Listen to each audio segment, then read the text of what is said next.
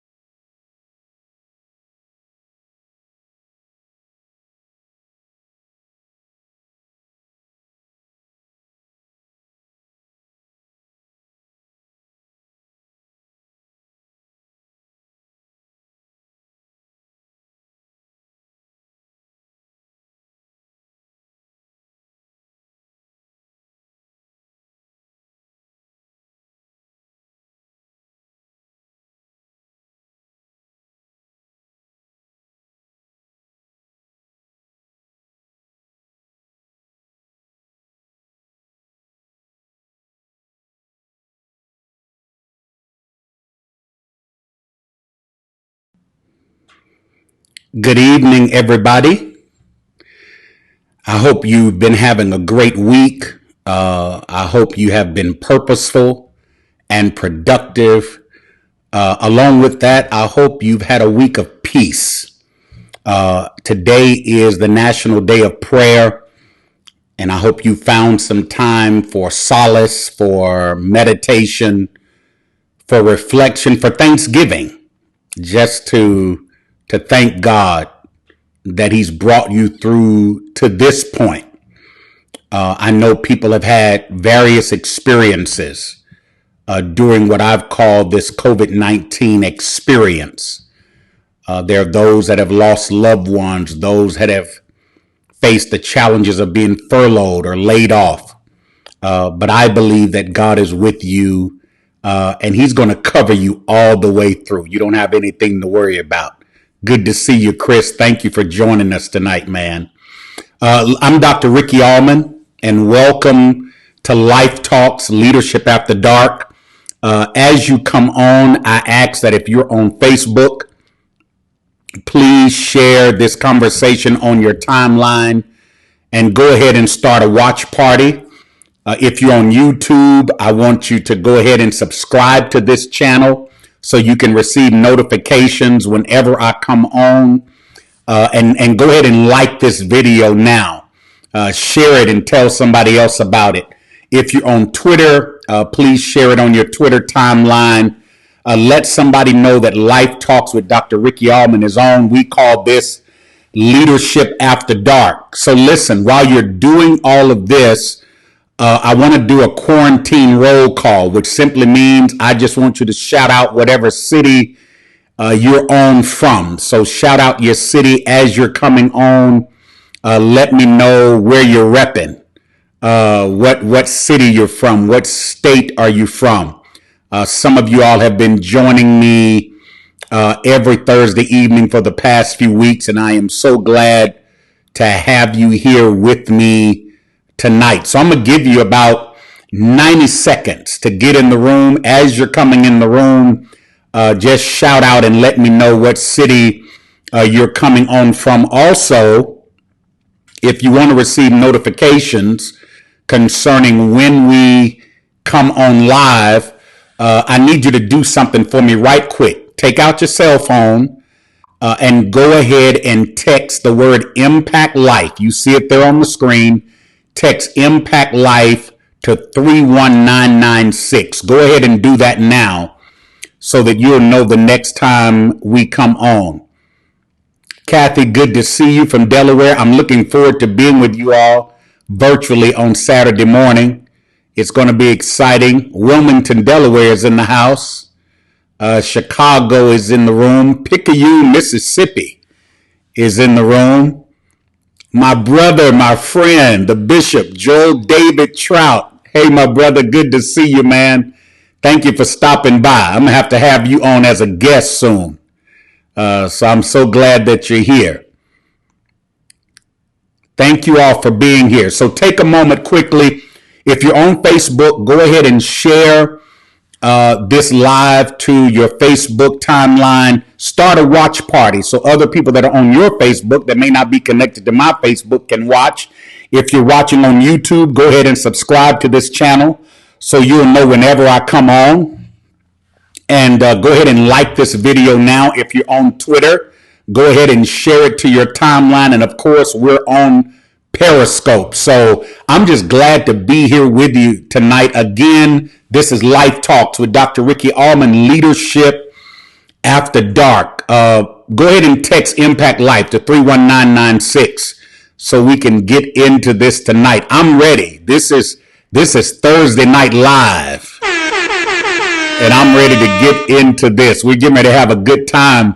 You've got about 15 more seconds. I'm letting a few more people come in the room, and we're going to get into this conversation that we have prepared for you tonight. I've been talking for the past few weeks about living and leading in a time of change. That's what we've been talking about the past few weeks, leading and living in a time of change. And some of the subjects we've dealt with center around strategies and systems and the understanding that strategies don't exist to support systems, but systems exist to support strategies. What's the difference, Dr. Allmon? Well, systems are parameters, but strategies are process. Strategies is where our innovation comes in, but systems are the structure in which those innovations work. And so it's important to understand, hey, Cynthia, that if you're going to have effective strategies, it's imperative that you first create the proper systems that will be able to facilitate your strategies. And so over the last few weeks, we've talked about don't dance with dinosaurs, dealing with trying to implement new strategies and old systems. We've talked about the DNA of a dinosaur killer, or the characteristics that you have to have as a leader in order for you to be effective in implementing both new systems and new strategies. If you missed any of those conversations, just go back in my timeline, go to YouTube, and you can watch those conversations. Last week, we began dealing with the 5 keys to productivity, and that's where I'm going to begin tonight. 5 keys to productivity. So if you're taking notes or you like to type in comments so you can go back and write down what you typed or what I said, you can go ahead and do that now. But we're talking about 5 keys to productivity.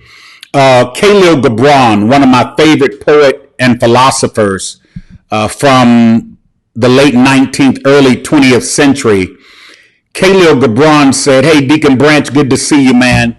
Khalil Gibran said the significance of a person is not in what they attain, but it's in what they long to attain.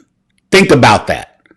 The true measure of who you are is not in what you've already accomplished, nor is it in what you already have, but your true value is in what you're reaching for.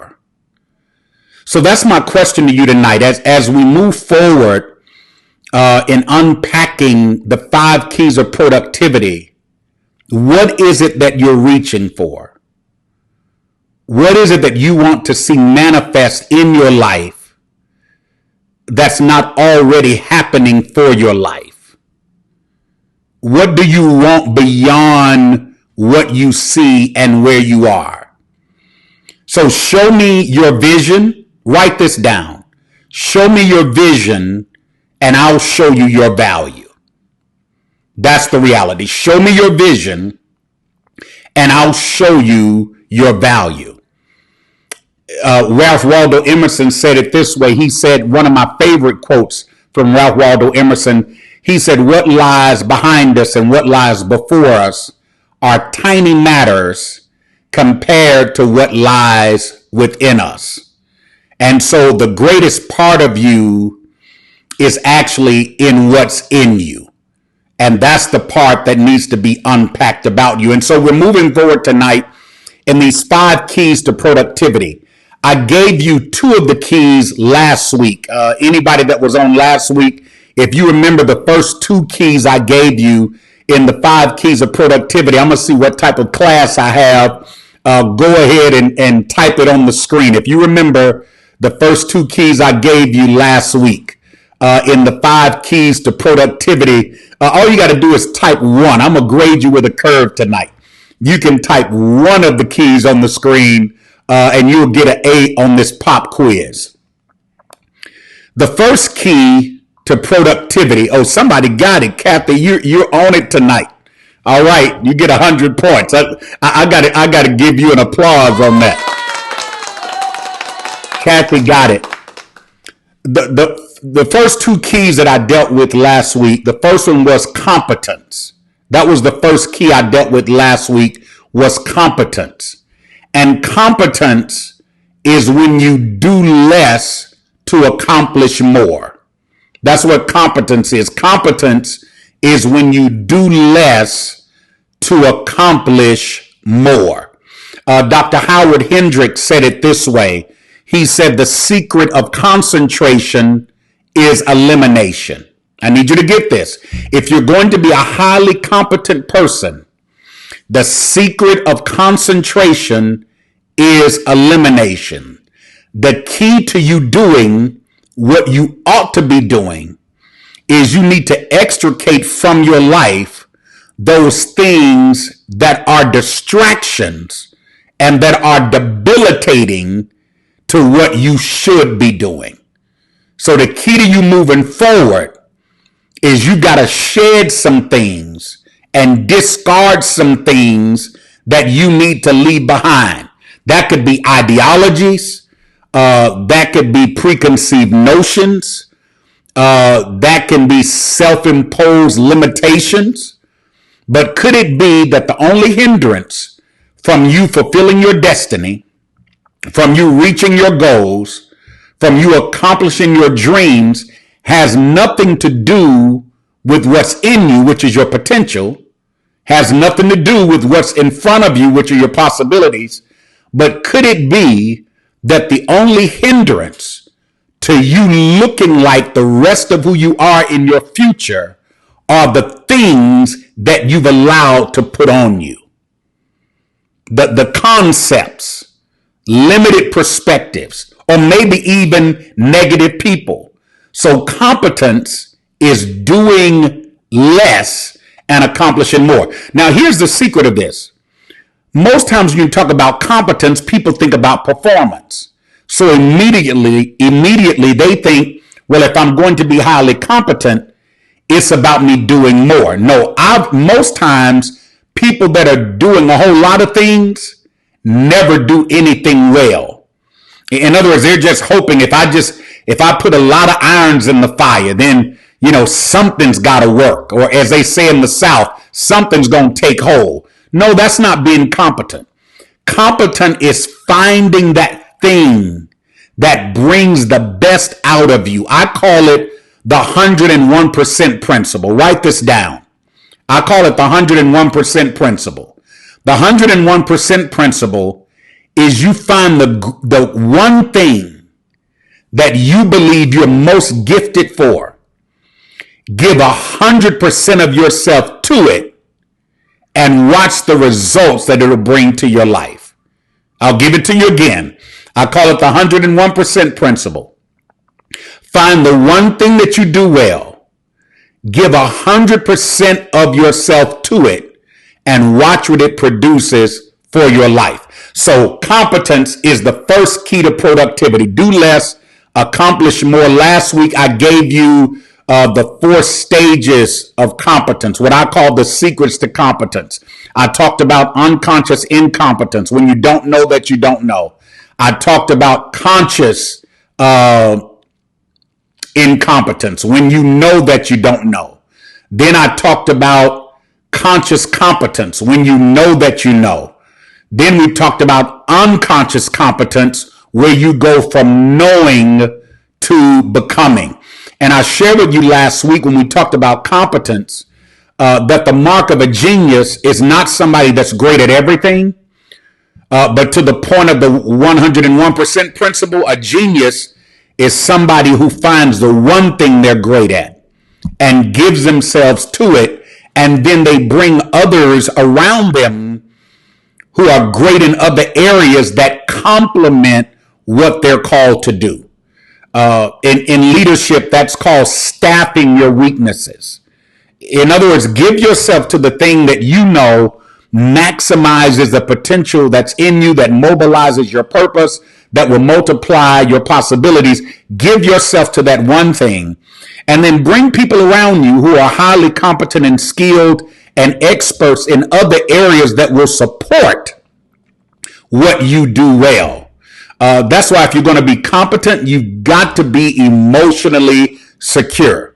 I've never seen a highly competent person that was insecure, because the mark of competence is that you're so secure in what you know that you're not threatened in bringing other people to walk alongside you so that synergy can take place, and now the sum of the whole becomes greater than the part.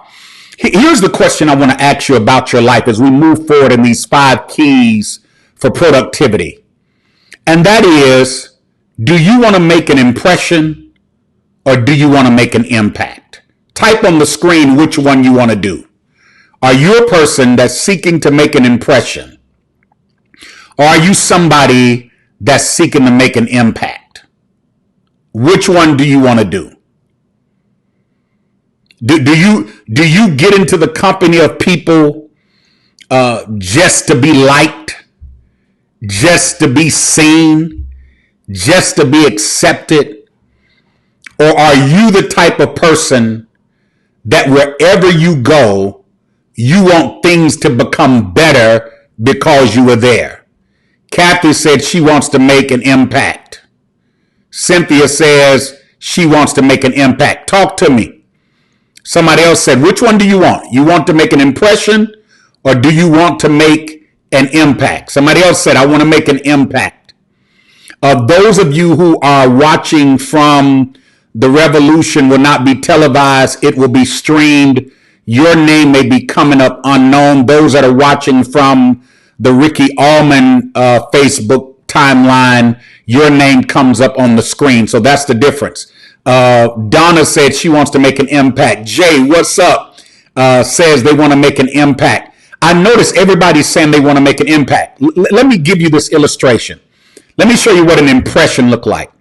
When you get around people and the only thing you want to do is impress people, you're dealing with the superficial. So look at this bottle. If I impress, let me take this top off. If I impress this bottle, this is an impression. This is what happens when you get around people and you just want to be seen and you want to be accepted. And you may have some gifts and some skills, but all you want to do is for them to compliment you or tell you you're wonderful. Well, you'll make an impression, but watch what happens.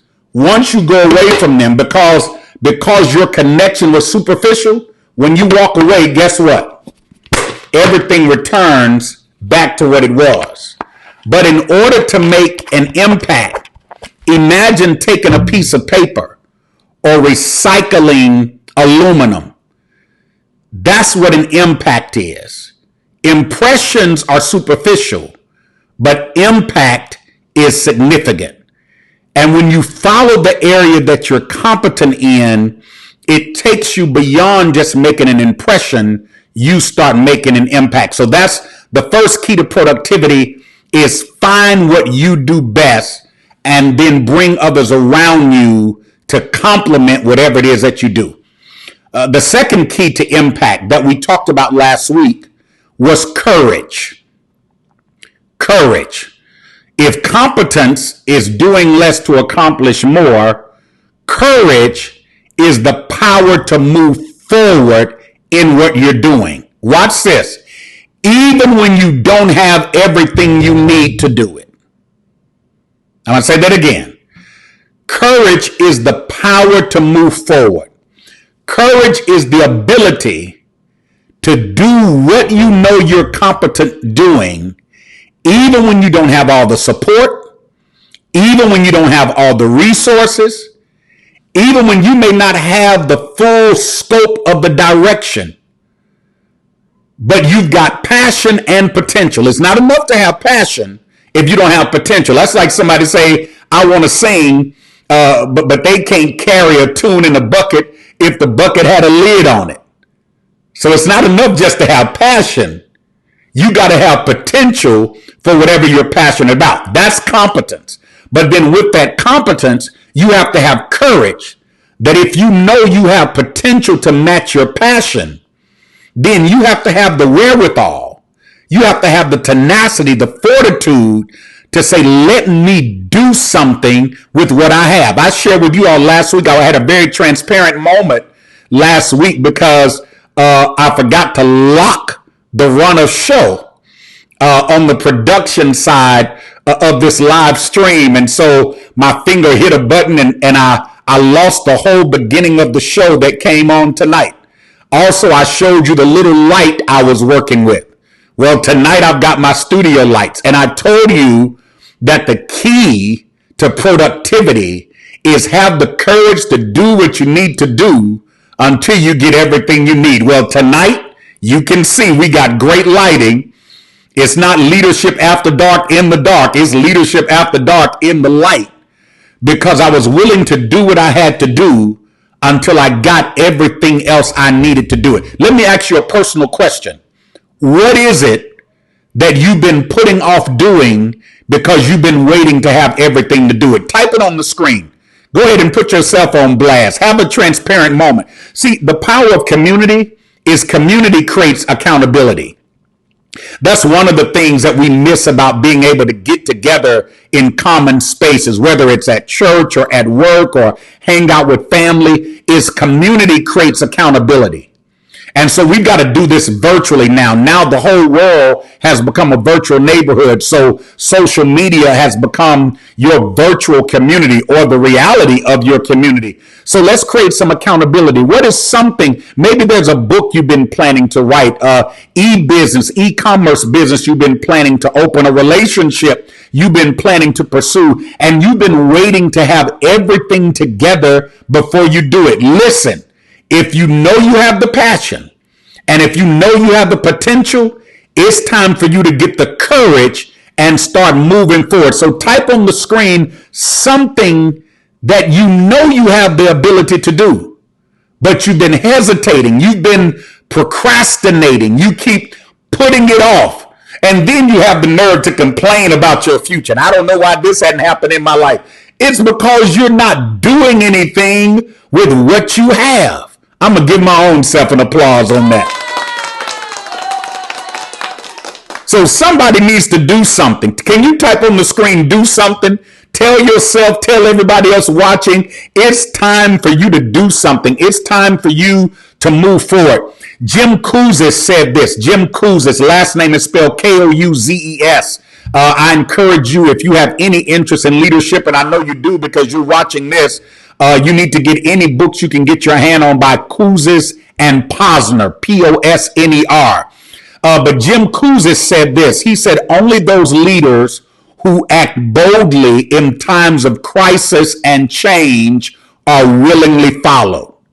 Could it be that what you're afraid to do, somebody else is waiting for you to do it so it can release what's in them? Let me say it again. Could it be that something you're afraid to do, somebody else is waiting for you to do it so it can release what's in them? I'm going to give you that one more time. Could it be, I'm going to give it to you slow jam, that something you are hesitating and being apprehensive about doing, there's somebody else's life that's waiting for you to do it so it can release what's in them. Here's what you got to understand when it comes to this second key of productivity called courage. In order for you to activate courage, you've got to be willing to step beyond your comfort zone and seize the opportunity. In Latin, the word is carpe diem. C-A-R-P-E-D-I-E-M, carpe diem, which means to seize the day, seize the moment. As we're postured in this new normal, everybody should be seizing the moment. You've got a blank slate. You got a blank canvas. While they're waiting for the curve to flatten, the reality is the world has been flattened. Everybody has been put on the same playing field. And so this is your opportunity to step up to the plate and say, you know, I've waited long enough to do this. I've put this off long enough. I'm going to step up now and do something that I've never done before.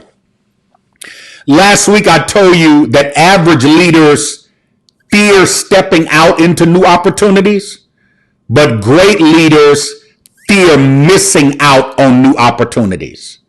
I believe the millennials have an acronym they use that's pronounced FOMO, F-O-M-O, which is an acronym which means a fear of missing out. That's the only fear you ought to have. You ought to have a fear of missing out on your future. Good to see you, Pastor Rhodes. You ought to have a fear of missing out on your destiny. You ought to have a fear of missing out on your opportunities, of missing out on your evolution, of missing out on your expansion, of missing out on your prosperity, of missing out on your possibilities. I'm not worried about having fear of doing it. My fear is not doing it. Robert Kennedy said it this way. Robert Kennedy said, some men look at things as they are and ask why. He said, I choose to look at things as they can be and ask why not. So when you look at this second key to productivity called courage, there are three things that you need to do if you're going to grow in your courage. Number one, you got to learn how to say no. The power of your future is knowing what it is behind you that you no longer need on you so that you can accomplish what's ahead of you. Let me say it again.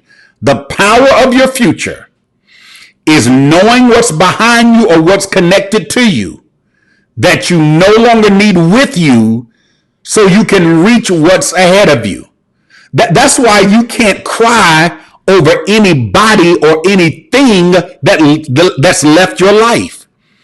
Because anything that left your life, you don't need it in your life to accomplish the purpose for your life. Did you hear what I said? Anything that left your life, you don't need it in your life to accomplish the purpose for your life. So tell it a goodbye and you start moving into the future that's for you. So the first act of courage is learn to say no. The second act of courage is learn to face reality. Don't live in denial. Stop saying that something is good when you know it's detrimental. Stop saying, well, I'm going to it's going to be all right. No, not like that. You know that's not good for you. You know that's not what you need in your life. You know that habit is debilitating you and hindering you from reaching your future. Learn to face reality. Because watch this. If you live in denial, you'll become delusional. And when you become delusional, you'll start being destructive to yourself. Let me give it to you one more time. Write this down. When you live in denial that's sustained becomes delusion that's perpetrated. And delusion that's perpetrated becomes destruction that's permanent. Denial practiced or sustained becomes delusion that's perpetrated. And a delusion that's perpetrated becomes destruction that's permanent. So learn how to face your reality. Deal with what's in front of you. And then the third act of courage, after you learn to say no, after you learn to face reality, the third act of courage is learning how to dream. In other words, don't allow your present problems to diminish future potential. So that's just a recap from last week. Those are the first two keys to productivity that I shared. The first one is competence, do less and accomplish more.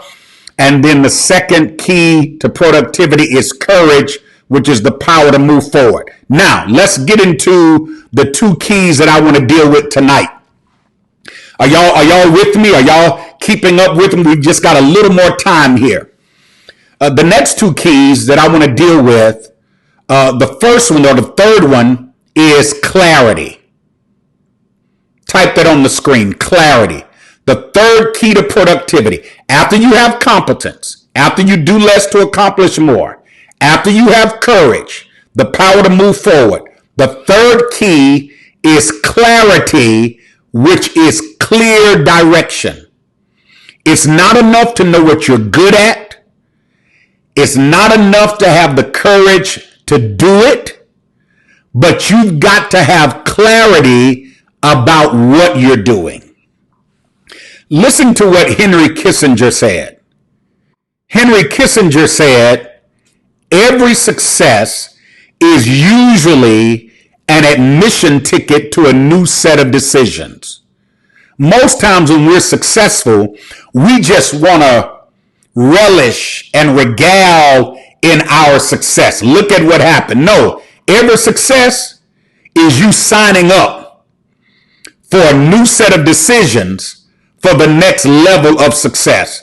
Is there anybody here that's ready to go to the next dimension? You've had some good things happen for you.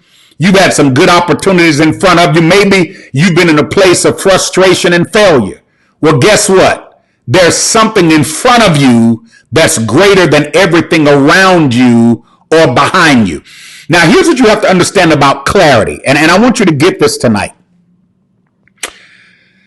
When it comes to clarity, you don't have to know everything about where you're going as long as you know where you want to go.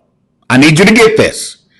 When it comes to clarity, because most people think, well, if I'm clear, I've got it all figured out. No, you don't have to have it all figured out.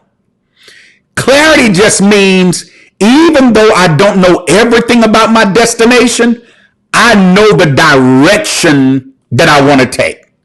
So that's my question to you tonight. Do you know your direction?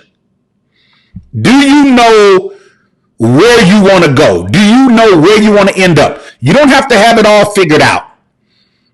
I mean, God spoke to Abraham. I have to do it. Y'all know I can't resist it. I'm a preacher. That's who I am. I'm a leader. I'm a pastor. So I got to bring a scriptural reference in this. In Genesis chapter 12, God speaks to Abraham, telling him to get from out of his country, from among his kindred, out of his father's house. And watch this. He says, to a land that I will show you, and there I'll make your name great. He didn't tell Abraham the full path of how he was going to get there. He didn't tell Abraham the full process. And that's what I was telling you a moment ago about courage, which is the second key to productivity, is stop waiting to understand it all before you do something with all that you have. Stop waiting for somebody to agree with you. You waiting for your favorite prayer partner, your covenant brother or sister. You waiting for somebody to tell you or give you a confirmation. No, you already know what your potential is. You already know what you're passionate about. So just use what you have to do what you know to do. Watch this, and that's going to attract what you need. Let me give it to you one more time. Use what you have to do what you know to do, and that will attract everything you need. Now, I need you to get this, because here's the challenge of clarity. The challenge of clarity, are you ready for this? Is going where you've never been while you're leading others to go with you. Because I told you, if you're going to be competent, which is the first key to productivity, you've got to find the one thing that you're great at and then be secure enough within yourself to bring other people around you that are great in areas that you're not great in. And that creates a challenge when it comes to giving clear vision, because you're ready to go somewhere you've never been. All you know is the direction, but you don't know all the steps, the stops. You don't see all the stumbles that are going to come. And yet you've got to convince other people to come along with you while you go. Let me show you how to do this. I call it 2020 vision. And I know you've heard a lot about 2020 vision. That's become a tagline in this year 2020. It's quite interesting to me coming into this year. Everybody was talking about 2020 vision, but not a whole lot of people could see what was coming in just a matter of weeks and months. But if you're going to have clarity, you got to have 2020 vision. There are 4 things that will help you create 2020 vision in your organization, in your church, for your family, and for your life. There are 4 things that will give you 2020 vision. Number 1, when you decide the direction you want to go, write this down, determine how much you already know. You don't have to know everything about where you're going. All you got to do is know where you want to go. But in order for you to start moving in the direction you want to go in, if you're going to have 2020 vision, number 1 is you've got to determine how much you already know. That's called conscious incompetence. The reason that's so important is because it helps you to then identify what else you need to reach your goal. If I don't sit down and look at what I already have or don't have, if I don't do an assessment, if I don't do a self-evaluation of my resources, of my capacity, of my relationships, then I won't know what I need as I move forward. So if you're going to have 2020 vision in your organization, in your church, as an entrepreneur, in your family, for your life, number one, determine how much you know. Number two, express that you don't know with confidence. Listen, I need you to hear me. Not knowing something doesn't mean you're incompetent. Not knowing something doesn't mean that you're not intelligent.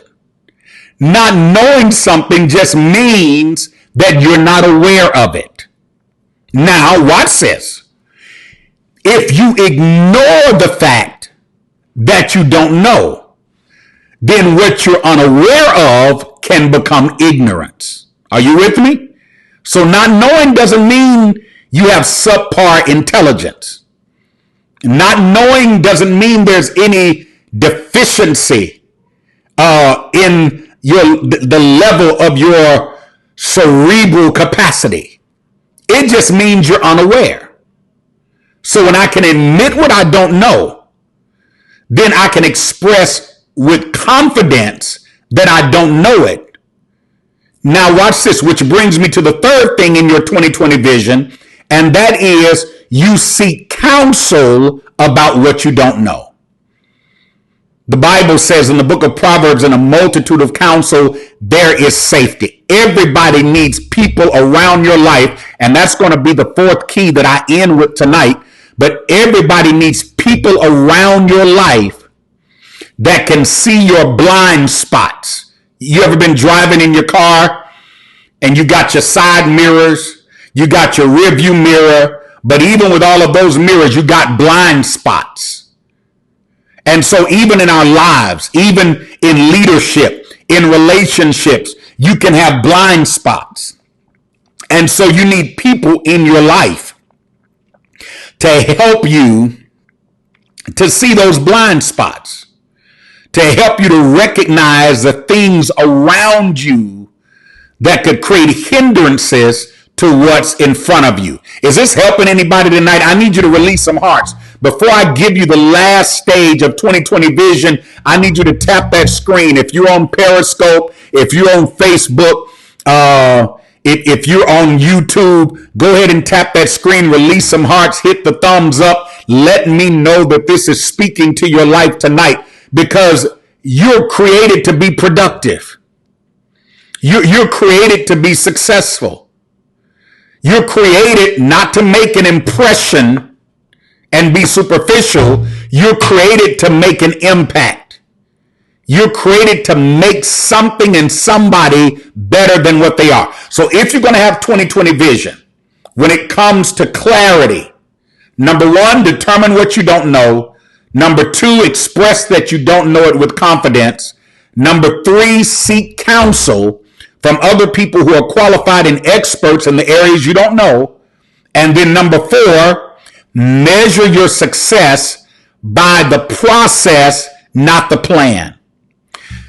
One of the Achilles heels of success is using the wrong metric. And oftentimes, as human beings, we're so performance driven. So we think, well, if I do this, then I'm going to get this.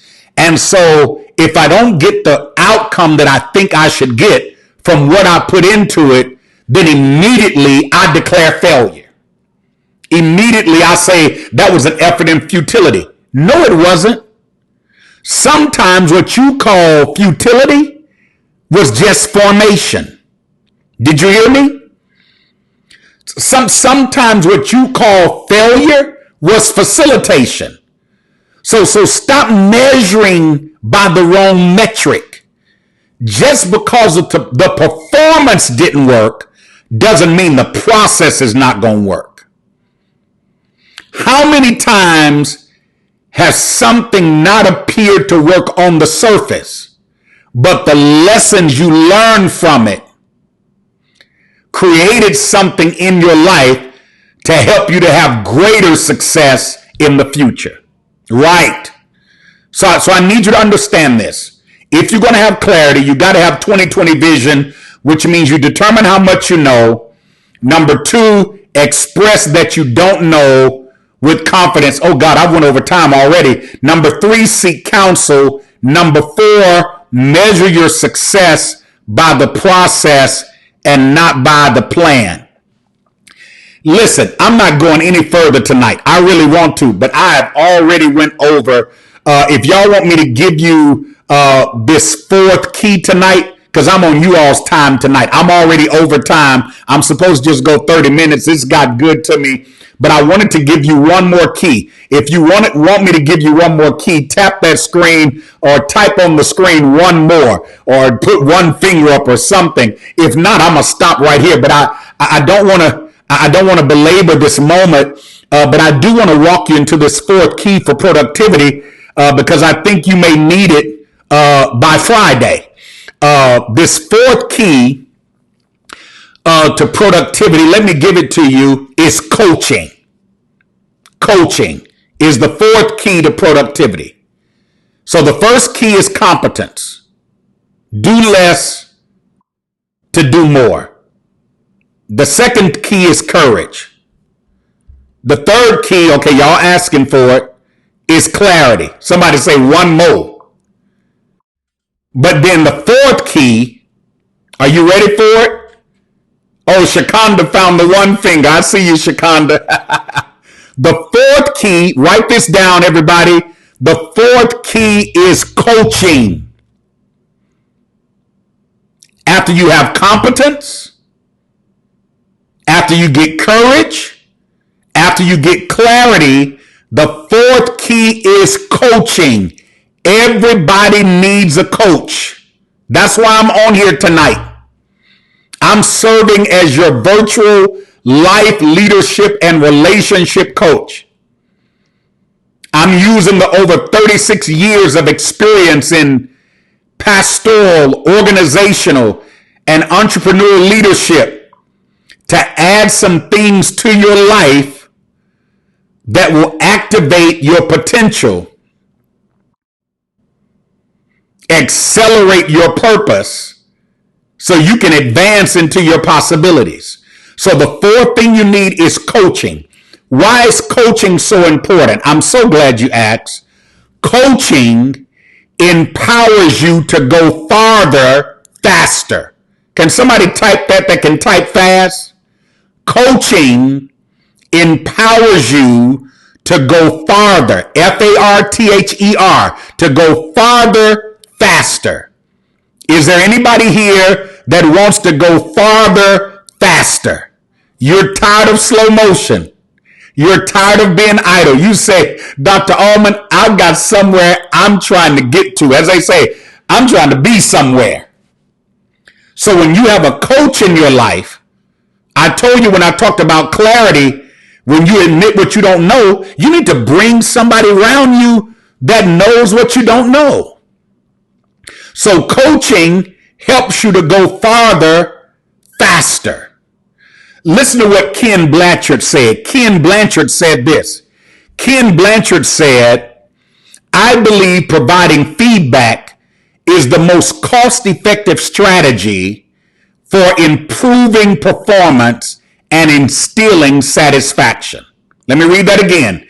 Ken Blanchard said, providing feedback is the most cost-effective strategy. In other words, it's the cheapest way. It doesn't cost you a lot of money to allow somebody to evaluate how you're using your potential. It doesn't cost a whole lot of money. Look at tonight. You're getting this free. And I'm adding some things to your life so you can evaluate, am I using my potential right? Am I using my time right? Am I using my energy right? Am I going after the right things? Do I have the right types of people around me? Which leads me to my next point. Because if you're going to go farther faster, there are three types of relationships that you need. Okay, I'm coming to the close. You better write this down if you don't write anything else down. If you want your life to be productive, yeah, you see me put my finger out here. And if you're ready to go farther faster, there are three relationships you need in your life. Get ready to write this down because you might have to go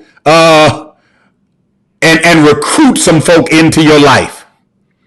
You also may have to serve eviction notice on some folk in your life. But if you're going to get farther faster, there are three relationships that you need in your life. Are you ready for this? Number one, you need a mentor. If I was to use a biblical character, since I know I've got some biblically astute people that are on this live tonight. The first type of relationship you need in your life is a mentor. A biblical character for that would be the Apostle Paul that wrote over 2/3 of the New Testament. What does a mentor do? A mentor, somebody like Apostle Paul who had a protege by the name of Timothy. A mentor shows you what to do. Now I need you to pay attention because notice I didn't say a mentor tells you what to do. A mentor shows you what to do.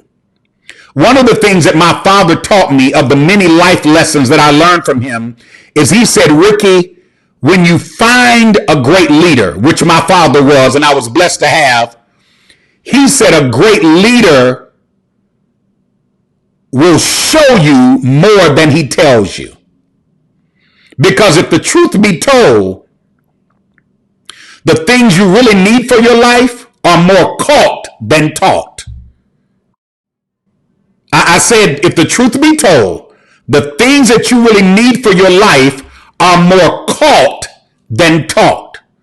So a great mentor in your life is somebody who models the type of life that shows you who you should become and what you need before they say anything out of their mouth. One writer said it this way. I think it was Ralph Waldo Emerson again, who's one of my favorite writers and thinkers. He said, your actions are speaking so loudly, I can't hear what you say. That's what mentorship is. Mentorship is when somebody's life speaks louder than their words. Write that down. If you want to find a good mentor for your life, find somebody whose life speaks louder than their words. Find somebody who what they do is louder than what they say. That's who you want for a mentor. That's the type of person you want connected to your life. So when it comes to coaching, if you're going to go farther faster, are you all getting this tonight? The first type of relationship you need in your life is a mentor, an Apostle Paul, somebody who shows you. The second relationship you need in your life is a friend. You need a friend. This would be, if I can stay in this Pauline construct, that would be a Silas. That would be Silas. You remember Silas, Apostle Paul's friend, when they went to jail for preaching the word of God and they're bound hand and feet, and at midnight, one starts praying, another starts singing, another starts singing, and the other one starts praying, and at midnight, the jail was shaking. Okay, I'm going to stop right there before I get into A flat. But you need a friend in your life. After you get a mentor in your life who shows you what you need a friend in your life. Why do I need a friend? Because a friend shares in the process. A mentor shows, but a friend shares. In other words, a friend is there to lift you when you're down, to stretch you when you get too comfortable, and just to keep you encouraged when you're moving forward. A friend, a confidant. You need somebody that's down with you like 4 flat tires. You need somebody that no matter what's happening in your life, they'll tell you about yourself. And then after they tell you about yourself, they'll then bandage up your wounds. So a mentor will show you what to do. And a mentor will say, listen, take it or leave it. But a friend will say, come on, I know you've been going through some tough times. I know it's been challenging for you. Let me show you let me help you get through this. So a friend is somebody that shares in the process. And then the third and final type of relationship you need is you need a protege. It's not enough to have a mentor to show you what to do so you can be successful. It's not enough to have a friend that shares in what you do so that you can sustain. The third type of relationship you need is a protege. A protege, if I stay in this Pauline construct, would be a Barnabas or Timothy. That those were individuals that were proteges to Paul. So a mentor shows you what to do, a friend shares in what you do, but a protege secures what you do. Because it's not enough to have somebody in front of you. That's the mentor.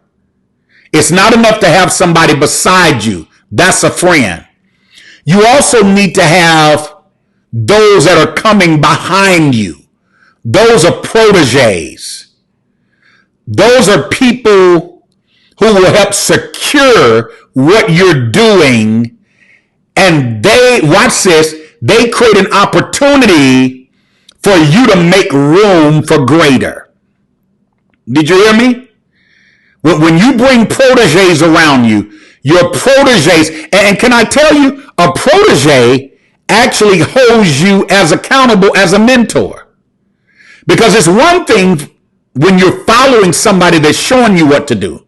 And it's another thing to have a friend that's sharing in what you're doing. But imagine somebody coming behind you whose success totally rests on you doing it right. That's your greatest accountability.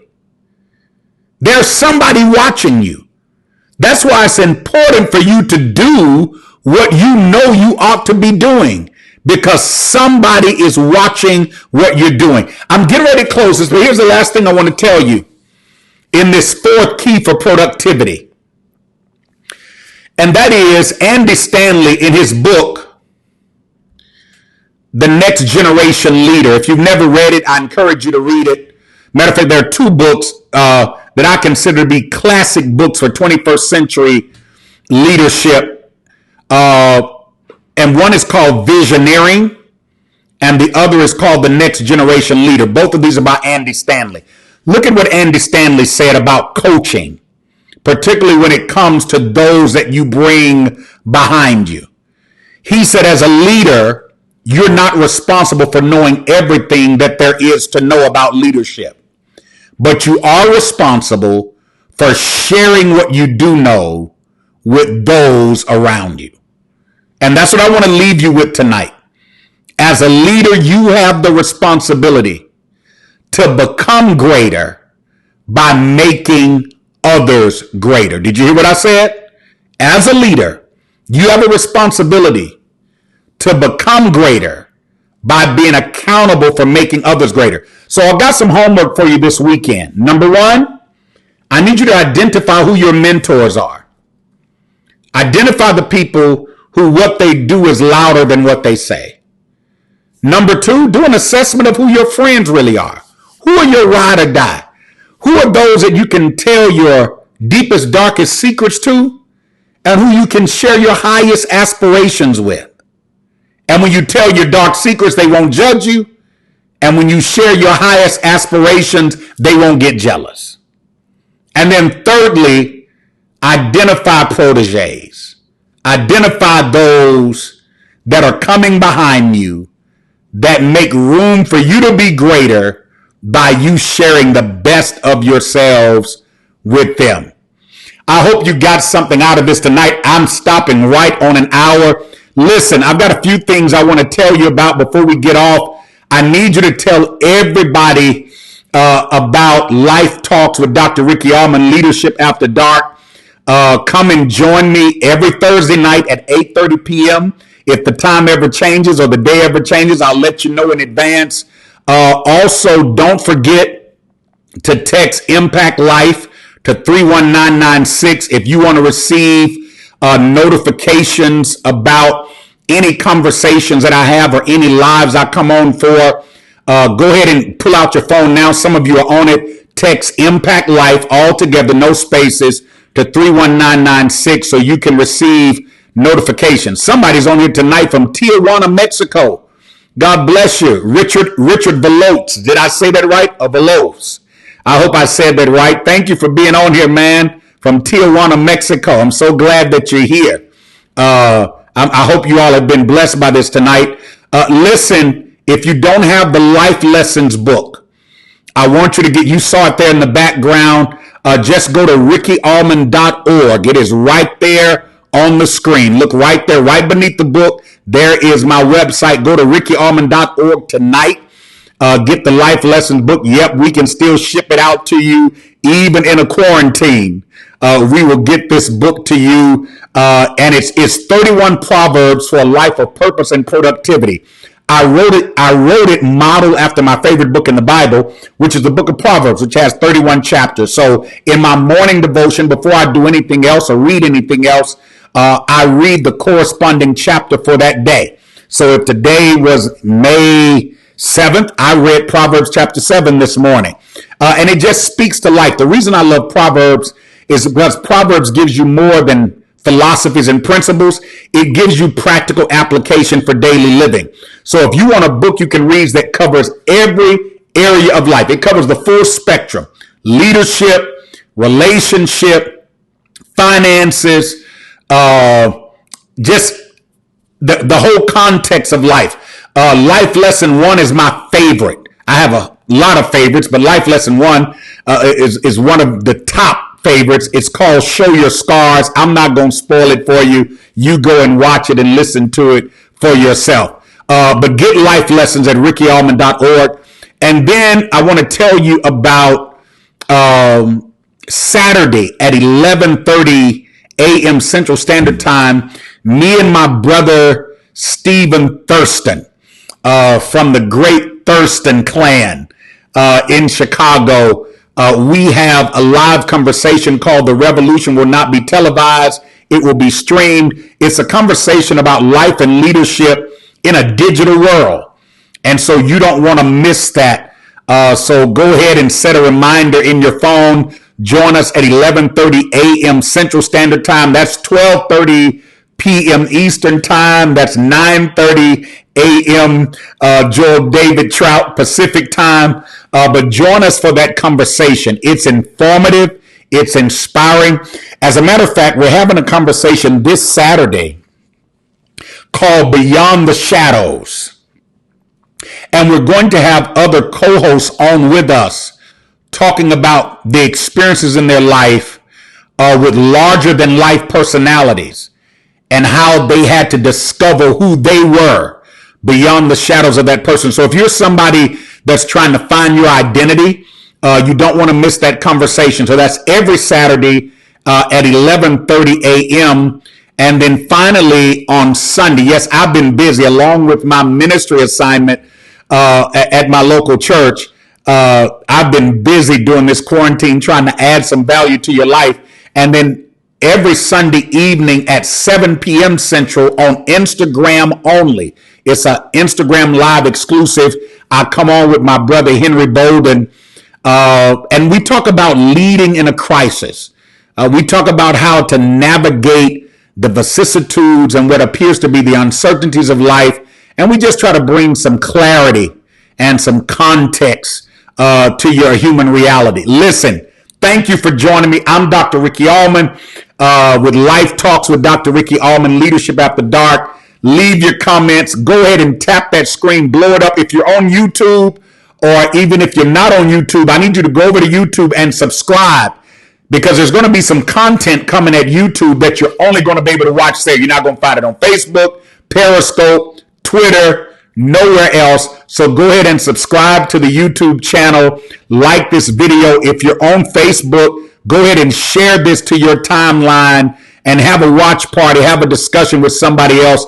Thank you for joining me. Let's meet back here next week, Thursday, 8:30 p.m. Central Standard Time.